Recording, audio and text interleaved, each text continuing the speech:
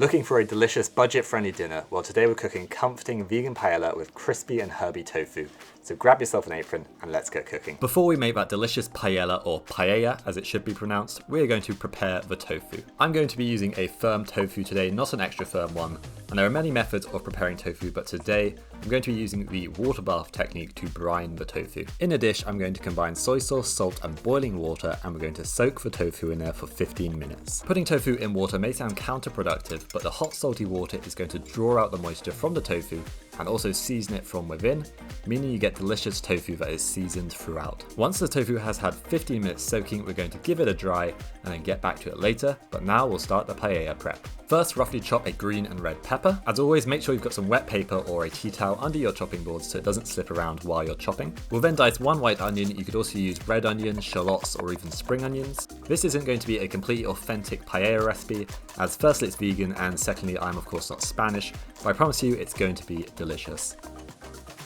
Next, I've got 3 cloves of garlic, which I'm going to finely chop and turn into a paste.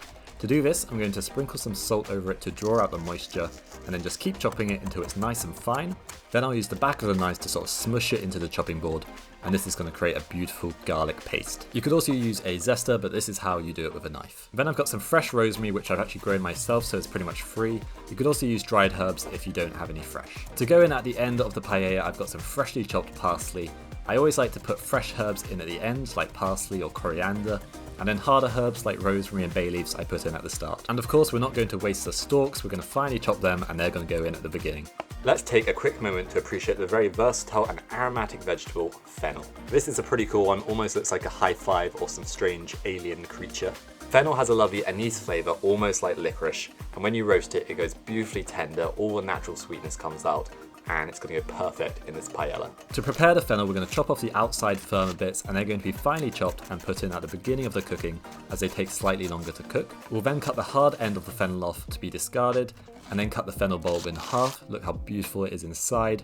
We're then going to cut it into wedges, ready to be roasted. We're going to roast this alongside the tofu so that we only have to use one baking tray. You could also use an air fryer if you've got one. So just quickly before we start cooking the paella, we're going to prepare the tofu ready to be roasted. I'm going to drizzle a little olive oil over it so that the seasoning sticks to it. You could also use aquafaba or a plant milk if you don't want to use oil. In a bowl, add arrowroot powder, which I prefer to corn flour for getting tofu super crispy. We'll mix it with some chicken seasoning, which is just a nice mix of herbs and spices like oregano, sage, paprika, cumin.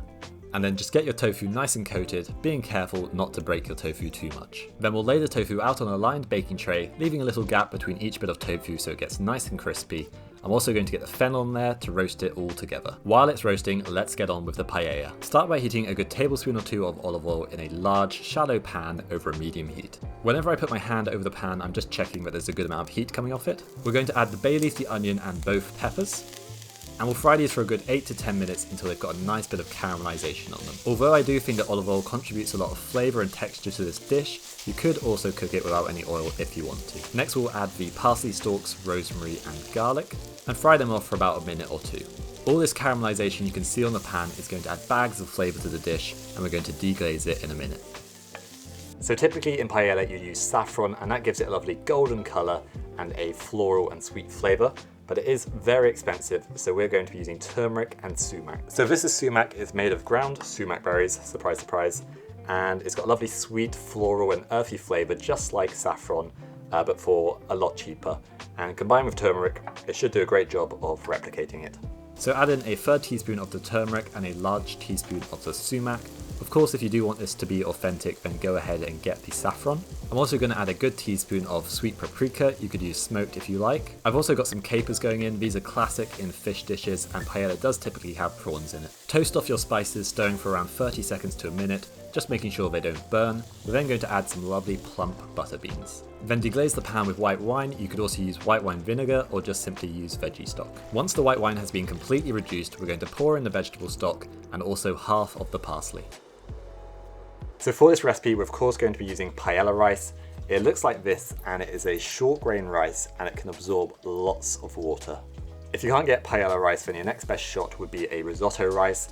It contains more starch, so you will need to wash it, and it also doesn't absorb as much water, so I need to slightly reduce the liquid. Another point on the rice, for even the paella rices, there are different cooking times depending on the rice you've got, so it's worth having a look on the packet and seeing what they suggest. Once the stock is boiling, we're going to sprinkle in the paella rice and just stir to combine. I almost forgot, I'm also going to add a tin of tomatoes.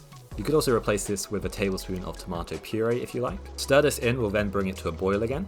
From this point onwards, we're not going to stir the rice at all, as we're not creating a creamy risotto. Stirring the rice would release its starches and it wouldn't be a proper paella. You can get away with occasionally shaking the pan just to make sure it's not sticking too much. A traditional paella would have a crispy bottom called a sockerat, but I do not have a paella pan, so I'm just using a cast iron one, so it probably wouldn't work. If like me you don't have a paella pan, I would recommend keeping the heat fairly low for most of the cooking, as it is very easy to burn the bottom of this. So I've simmered the paella for around 5 minutes on a high heat and then 15 minutes on a low heat. We're then going to throw in the peas and just finish it off for a few more minutes until all the water is absorbed. You want the rice to be cooked but still be al dente with a slight bite. Then I'll put a tea towel over the top, take it off the heat and leave it to rest for 5 to 10 minutes. The fennel and tofu is now finished cooking. We've got beautiful caramelized and sweet fennel, and then we've got crispy but moist inside tofu. A final touch for the paella are some lemon wedges. These add a nice acidic fresh note to the comforting dish. Finish it off with a sprinkling of parsley, layer over that caramelized fennel and top with the crispy tofu. This is such a great meal to serve to friends or family. You can have it as a centerpiece dish that goes in the middle of the table and then you can all just dig in. I'm just going to eat it straight out of the pan. Wow. I think I could eat this whole dish myself. It's amazing how a simple rice and vegetable dish can be this delicious. The fragrances and aromatics coming from the spices, herbs and vegetables just makes it so Moorish, and it's hard to stop eating really. The fennel's lovely and caramelized, it's sweet, it's got a slight licorice flavour. It's not for everyone, but I really like it, especially in this dish. That tofu is probably some of the best I've ever cooked. It's got a lovely crispy herby outside, and then the inside has been seasoned by that soy sauce and salt brine that we did, and that is just absolutely delicious. Definitely give this one a go if you're looking for an easy and delicious dinner that's going to please everyone. Looking for another budget-friendly recipe? Then try out this one.